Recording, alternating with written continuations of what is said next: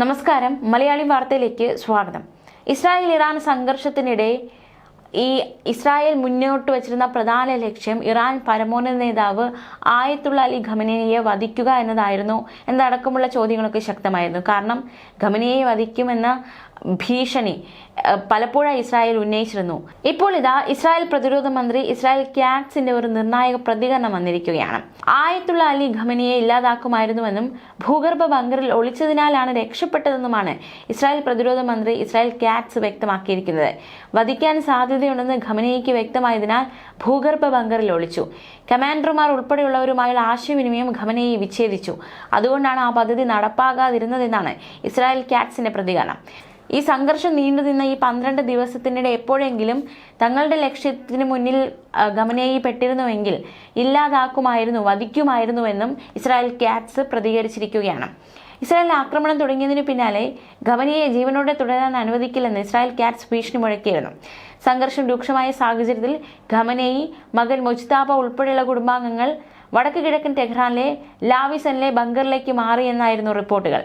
ഇറാനെതിരെ ഇസ്രായേൽ ആക്രമണം തുടങ്ങിയ ദിവസം തന്നെ ഖമനേയിയെ വധിക്കാൻ പദ്ധതിയിട്ടിരുന്നുവെന്നും എന്നാൽ US പ്രസിഡന്റ് ഡൊണാൾഡ് ട്രംപ് ഇടപെട്ട് തടയുകയായിരുന്നുവെന്നും റിപ്പോർട്ടുകൾ പുറത്തു വരുന്നുണ്ട്. എന്തായാലും ഖമനേയിയെ രക്ഷപ്പെട്ടത് ബങ്കറിൽ ഒളിച്ചതുകൊണ്ട് മാത്രമാണ് എന്നാണ് ഇസ്രായേൽ പ്രതിരോധ മന്ത്രി ഇസ്രായേൽ കാറ്റ്സ് പ്രതികരണം നടത്തിയിരിക്കുന്നത്.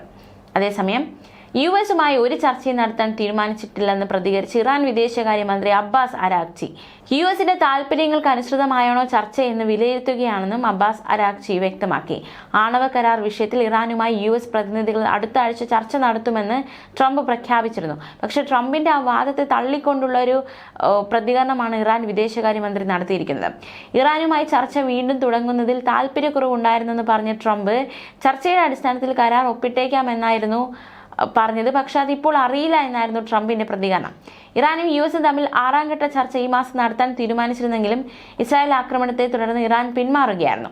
അതേസമയം ഇറാൻ ആണവ കേന്ദ്രങ്ങളിൽ പ്രയോഗിച്ച ബങ്കർ ബസ്റ്റർ ബോംബുകളുടെ പരീക്ഷണ ദൃശ്യങ്ങൾ പുറത്തുവിട്ട് US.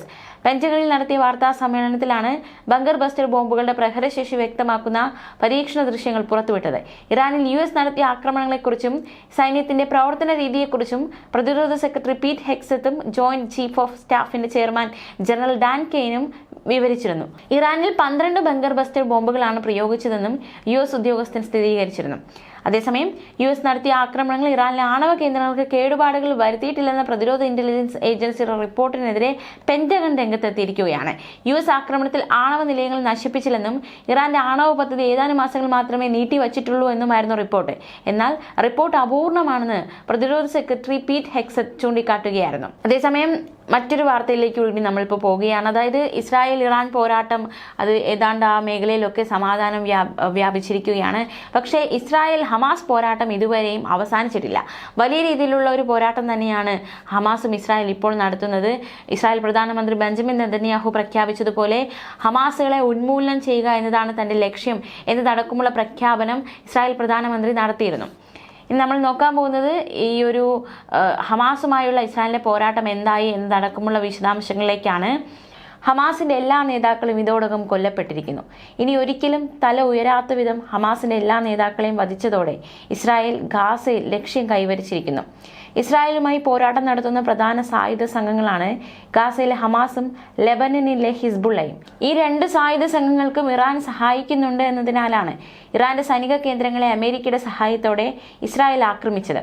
ഹമാസിനെ തുടച്ചു നീക്കുക എന്ന ലക്ഷ്യത്തോടെയാണ് 2023 ഒക്ടോബർ 7 ശേഷം ഗാസയിൽ ഇസ്രായേൽ സൈനിക നീക്കം തുടങ്ങിയത്. ഗാസയിൽ ഇസ്രായേൽ സൈനിക നടപടി തുടങ്ങിയതിന് പിന്നാലെ ലെബനൻ അതിർത്തി കേന്ദ്രീകരിച്ച് ഹിസ്ബുള്ള ഇസ്രായേലിനെതിരെ യുദ്ധമുഖം തുറക്കുകയായിരുന്നു. ഹമാസിന്റെ ഹിസ്ബുള്ളയുടെയും തലവന്മാരെ അവരുടെ സുരക്ഷിത കേന്ദ്രങ്ങളിൽ വെച്ച് തന്നെ കൊലപ്പെടുത്തിയാണ് ഇസ്രായേൽ ഇരു സായുധ സംഘങ്ങളെയും ഉന്മൂലനം ചെയ്തുകൊണ്ടിരുന്നത്. ഏറ്റവും ഒടുവിൽ ഹമാസ് നേതാവ് യഹിയ സിൻവാറിനെയാണ് ഈ നിലയിൽ ഇസ്രായേൽ കൊലപ്പെടുത്തിയത്. ഹമാസിന്റെ ഇസ്രായേൽ ആക്രമണത്തിന്റെ മുഖ്യ ആസൂത്രകനായാണ് യഹിയ സിൻവാർ കണക്കാക്കപ്പെടുന്നത്. അതിനാൽ തന്നെ സിൻവാറിന്റെ കൊലപാതകത്തിന് ശേഷം ഇസ്രായേൽ പ്രധാനമന്ത്രി ബെഞ്ചമിൻ നെതന്യാഹുവും അമേരിക്കൻ പ്രസിഡന്റ് ബൈഡനുമെല്ലാം വലിയ ലക്ഷ്യം കൈവരിച്ചിരിക്കുന്നു എന്ന നിലയിലാണ് പ്രതികരിച്ചത്. ഹമാസ് നേതാവ് യഹിയ സിൻവാറിന്റെ അവസാന നിമിഷങ്ങളെന്ന് അവകാശപ്പെടുന്ന വീഡിയോ ഇസ്രായേൽ പുറത്തുവിടുകയും ചെയ്തിരുന്നു. ഹമാസ് നേതാവ് യഹിയ സിൻവാറിനെ ഗാസയിൽ വെച്ചാണ് ഇസ്രായേൽ സൈന്യം വധിച്ചത്. ഹമാസിന്റെ സുരക്ഷിതമായ ഒളിയിടങ്ങളിൽ കടന്നു കയറിയായിരുന്നു ഈ കൊലപാതകം. 2023 ഒക്ടോബർ 7 ഇസ്രായേലിൽ കയറിയുള്ള ഹമാസ് ആക്രമണത്തിലെ മുഖ്യ സൂത്രധാരനാണ് യഹിയ സിൻവാർ എന്നാണ് ഇസ്രായേലിന്റെ ആരോപണം. പലസ്തീനു മേലുള്ള ഇസ്രായേൽ അധിനിവേശത്തെ നഖശിഖാന്തം എതിർത്ത നേതാവാണ് സിൻവാർ.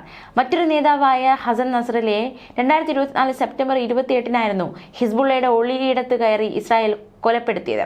ഹമാസിന്റെ തലവനായിരുന്ന ഇസ്മായിൽ ഹനിയയെ ഇസ്രായേൽ കൊലപ്പെടുത്തുന്നത് ഇറാന്റെ തലസ്ഥാനമായ ടെഹ്റാനിൽ വെച്ചായിരുന്നു. ഇറാന്റെ ഇസ്ലാമിക് റവല്യൂഷണറി ഗാർഡ്സിന്റെ ഗസ്റ്റ് ഹൌസിൽ വെച്ചായിരുന്നു 2024 ജൂലൈ 31 ഹനിയ കൊല്ലപ്പെട്ടത്. 1987 ഹമാസ് രൂപീകരിച്ചതു മുതൽ അതിന്റെ പ്രധാനപ്പെട്ട നേതാക്കളിൽ ഒരാളാണ് ഹനിയ. 2024 സെപ്റ്റംബർ 30 മറ്റൊരു ഹിസ്ബുള്ള നേതാവായ ഫതഖ് ഷരീഫിനെ ഇസ്രായേൽ വധിച്ചത്. നസ്രല്ലയെ വധിച്ച വ്യോമാക്രമണത്തിലാണ് ഹിസ്ബുള്ളയുടെ ഉന്നത കമാൻഡർമാരിൽ ഒരാളായ അലി കരാക്കി കൊല്ലപ്പെട്ടത്. ഭൂഗർഭ ബങ്കറിന് നേരെയുണ്ടായ ആക്രമണത്തിൽ അന്ന് 20 ഹിസ്ബുള്ള തീവ്രവാദികൾ കൊല്ലപ്പെട്ടതായി ഇസ്രായേൽ അവകാശപ്പെട്ടിരുന്നു. 2024 സെപ്റ്റംബർ 28 തന്നെ ആ വ്യോമാക്രമണത്തിൽ കൊല്ലപ്പെട്ട കൗഹ് ഹിസ്ബുള്ളയുടെ സെൻട്രൽ കൗൺസിലിന്റെ ഡെപ്യൂട്ടി ഹെഡായിരുന്നു. ഹിസ്ബുള്ളയുടെ ഡ്രോൺ യൂണിറ്റിന്റെ തലവനായിരുന്നു മുഹമ്മദ് സ്രൂർ. ഒക്ടോബർ 7 ശേഷം ലെബനനിൽ നിന്നും ഇസ്രായേലിന് നേരെ ഹിസ്ബുള്ള നടത്തിയ ഡ്രോൺ ആക്രമണത്തിന്റെ പ്രധാന ആസൂത്രകനായിരുന്നു മുഹമ്മദ് സ്രൂർ. ഹിസ്ബുള്ളയുടെ മിസൈൽ യൂണിറ്റിന്റെ തലവനായിരുന്ന ഇബ്രാഹിം ഗുബൈസി കൊല്ലപ്പെട്ടതും ഇത്തരത്തിൽ 50ഓളം ഹമാസ് നേതാക്കളെയാണ് 1.5 വർഷത്തിനുള്ളിൽ ഇസ്രായേൽ വധിച്ചത്. ഇപ്പോഴും ഗാസയിൽ ഇസ്രായേലിന്റെ ആക്രമണം തുടരുകയാണ്. ഒളിത്താവളങ്ങളിൽ കഴിയുന്ന മുഴുവൻ ഹമാസുകളെയും കൊന്നൊടുക്കാതെ പിന്നോട്ടില്ലെന്നാണ് ഇസ്രായേൽ പറയുന്നത്. ഹമാസിന്റെ തുരങ്കത്തിനുള്ളിൽ വിഷപ്പുക കയറ്റുന്നതുൾപ്പെടെ നീക്കങ്ങളാണ് ഇസ്രായേൽ നടത്തുന്നത്. ഗാസയിലെ ഭക്ഷണ വിതരണ കേന്ദ്രത്തിലുണ്ടായ ആക്രമണത്തിൽ കഴിഞ്ഞ ദിവസം 37 പേരാണ് കൊല്ലപ്പെട്ടത്. ഗാസ ഹ്യൂമാനിറ്റേറിയൻ ഫൗണ്ടേഷൻ നടത്തിയിരുന്ന ഭക്ഷണ വിതരണത്തിനിടെയാണ് ഇസ്രായേൽ ആക്രമണം ഉണ്ടായത്. മരിച്ചവരിൽ 8 പേർ കുട്ടികളാണെന്നും റിപ്പോർട്ടുകളുണ്ട്. ഏകദേശം 150 പേർക്ക് പരിക്കുകളുണ്ട് എന്നാണ് വിവരം. ഒരാഴ്ചയിലേറെയായി സഹായ വിതരണ കേന്ദ്രങ്ങളിൽ ഇസ്രായേൽ ആക്രമണം രൂക്ഷമാണ്. 200-ലേറെ പേർ ഈ മാസം മാത്രം കൊല്ലപ്പെട്ടതാണ് റിപ്പോർട്ട്. ജൂൺ 15 വരെയുള്ള കണക്ക് പ്രകാരം 56,077 പേർ ഇസ്രായേൽ ആക്രമണത്തിൽ കൊല്ലപ്പെട്ടുവെന്നാണ് ആരോഗ്യ വകുപ്പിന്റെ സ്ഥിരീകരണം. അതിൽ 17,121 പേർ കുട്ടികൾ. അതിനിടെ എത്രയും വേഗം മേഖലയിൽ വെടിനിർത്തൽ വേണമെന്ന ആവശ്യവുമായി 2023 ഒക്ടോബർ 7 ഹമാസ് ബന്ദികളാക്കിയവരുടെ ബന്ധുക്കൾ രംഗത്തെത്തിയിട്ടുണ്ട്.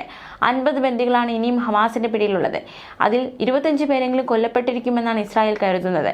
ഹമാസിന്റെ പ്രധാന നേതാക്കളെല്ലാം കൊല്ലപ്പെട്ട സാഹചര്യത്തിൽ ചർച്ചകൾക്ക് നേതൃത്വം വഹിക്കാൻ നേതൃനിരയിൽ നിന്നും ആരും തയ്യാറാകുന്നില്ല എന്നതാണ് പ്രധാന പരിമിതി. ന്യൂസ് ഡെസ്ക് മലയാളി വാർത്ത.